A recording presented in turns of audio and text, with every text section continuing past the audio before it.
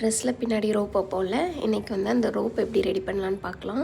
அதுக்கு நான் bobbin case எடுத்துருக்கேன். அது முதல்லே ஓடி போகுது. சரி விடுங்க. பாபின் கேஸு மிஷினில் வந்து நூல் சுற்றிக்கிறேன்.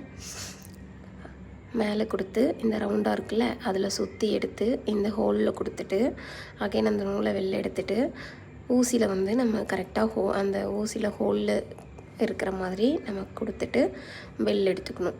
இப்போ நான் அது எப்படின்னு நான் உங்களுக்கு காட்டுறேன். அதில் ஊசியில் கொடுத்துட்டேன். அந்த நூலை வந்து நம்மளால் வெளில எடுக்க முடியாது. அந்த ஊசியில் போய்ட்டு மாட்டிக்கிடும். ஓகேவா?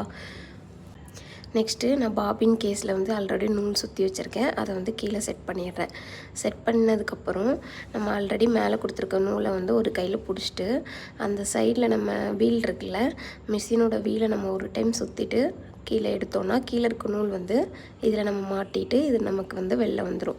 இப்போ அகைன் இந்த 2 நூலை எடுத்துகிட்டு பின்னாடி விட்டுறணும். அந்த மிஷினில் ஹூக் மாதிரி இருக்கும், அதை தூக்கிட்டு இப்போ நான் வந்து 4க்கு 4 இன்ச்சு துணியில் 3 செட்டு நான் எடுத்துக்கிறேன். இதே மாதிரி 3 செட்டு நான் வந்து வெட்டி வச்சுக்கிறேன். 4க்கு 4 ஓகேவா? 3 செட் அதமே வெட்டி வச்சுக்கோங்க. வெட்டி வச்சதுக்கப்புறம் அதை 2ஆக மடித்து 2 4ஆக மடிக்கிறேன். கிராஸில் மடிக்கிறேன்.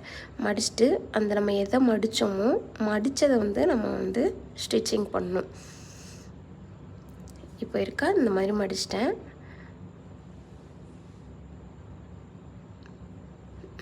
இந்த மாதிரி மடித்ததுக்கப்புறம் இந்த கார்னரில் நம்ம ஸ்டிச்சிங் பண்ணணும்.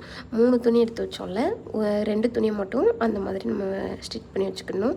3ஆவது துணியை கிராஸாக மடிச்சுட்டு அகைன் மேலே இருக்கிறத நான் இப்போ பண்ணுறேன்ல, அந்த மாதிரி கிராஸாக நமக்கு தச்சு வச்சுருக்கதையும் மேலே வச்சு பண்ணிவிட்டு சேர்த்து அடித்தோன்னா அடிச்சுட்டு ஹூக் வச்சு எடுத்தோன்னா ரெடி.